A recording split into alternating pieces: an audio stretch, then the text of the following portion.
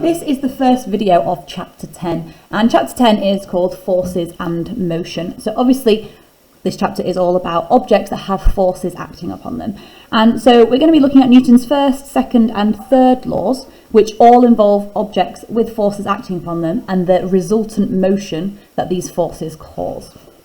So this first lesson then is about drawing force diagrams, calculating resultant forces and understanding Newton's first law. So the first bit is about a force diagram, and a force diagram is a diagram showing all the forces acting upon an object. And it's quite similar to the force diagrams we did in chapter 8, where we labelled all the forces acting upon an object. So this example says a block of weight W is being pulled to the right by a force P across a rough horizontal plane. Draw the force diagram to show the forces acting on the block. So I'll start off by, here's my plane and here is my block on that plane, and I'm going to draw on each of my forces. Well, the first one is the weight W, and we know that weight acts downwards. So here is the weight W acting, and over here I'm just going to write what each of those forces are. So W is my weight. And then the next one, it says it's being pulled to the right by a force P. Well, pulled to the right, so it's got a force going off over here to the right, and that is a force P. So P is the pulling force. Now in chapter 8 we looked at this word rough, a rough horizontal plane, and if they're telling me that it is rough, that must mean that friction is acting. Friction is going to act in the opposite direction to the pulling force. So this direction here is where friction is going to act. I'm going to label that with an F for friction. And then finally we also know that when we've got an object on a plane, we'll always have a reaction force. If it's on this plane, the reaction force is perpendicular to the plane. So this is my R, which is my normal reaction. And that's my force diagram showing the forces on my block. Then this says when the forces acting upon an object are balanced, the object is in equilibrium, and that's going to be one of our keywords. So if all your forces on the object are balanced, the object is in equilibrium.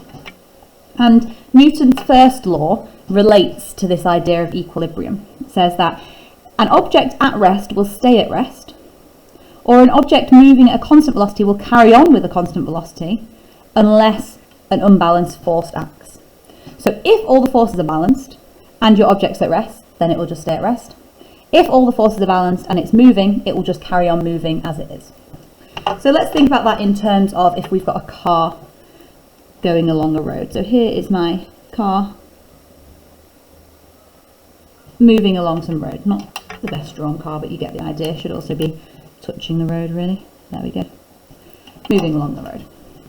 So if we've got the weight of the car going downwards, and if that's equal then to the reaction force, those two are nice and balanced, then we've got the force of the engine pushing the car forward. I'm going to say that's 20 newtons. I don't know what it is. But if it is equal to the friction, then the car is in equilibrium. All of these forces are balanced. They all cancel each other out, and so the car is in equilibrium. So if the car was at rest, it would continue at rest. If the car had been moving at a constant velocity, it would continue at a constant velocity. So we'll just say car continues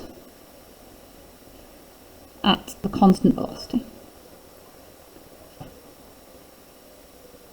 There's no external resultant force, so it will just continue to move at constant velocity. This next bit though says a resultant force acting upon an object will cause the object to accelerate in the direction of the resultant force. So accelerate and resultant force. So again, I'm going to think of this in terms of a book on a table. So imagine here is a book and it is just simply sitting on a table. Nobody's touching it. Now clearly, you've got the weight of the book downwards equal to the reaction of the book upwards.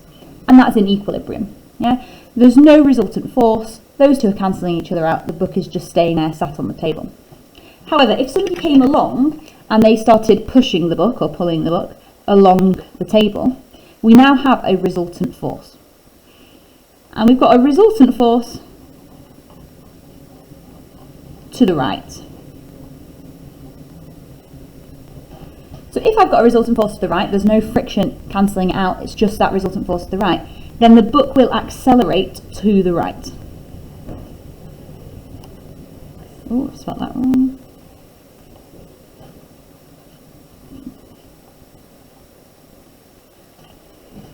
So I've got a resultant force acting, which means the book will accelerate. So let's have a look at example 2 down here.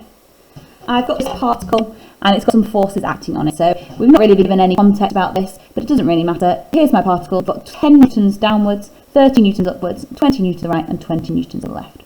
And it says draw a force diagram to represent the resultant force. Well, straight away from looking at this, I can see that some of these things are going to cancel each other out.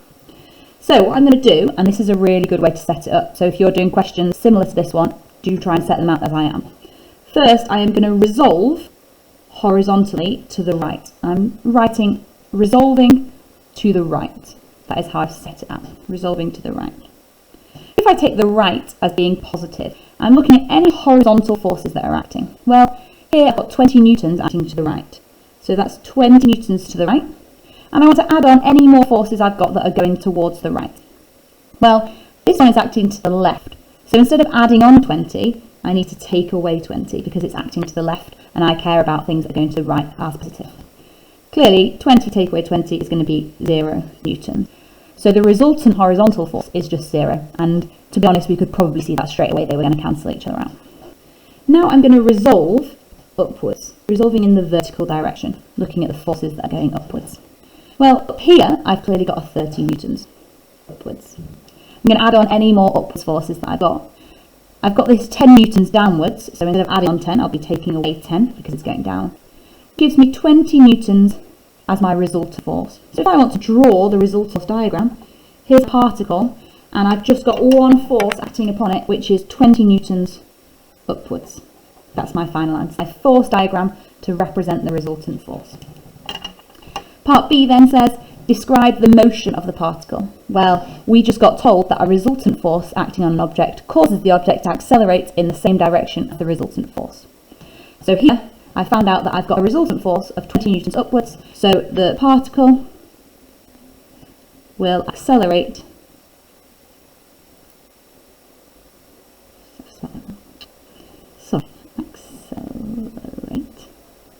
upwards.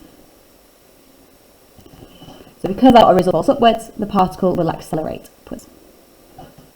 So having done those two examples, you should be able to now have a go at exercise 10A. And there's lots of questions there, but they're nice and simple, just drawing the force diagram that we did up here, or calculating the resultant forces.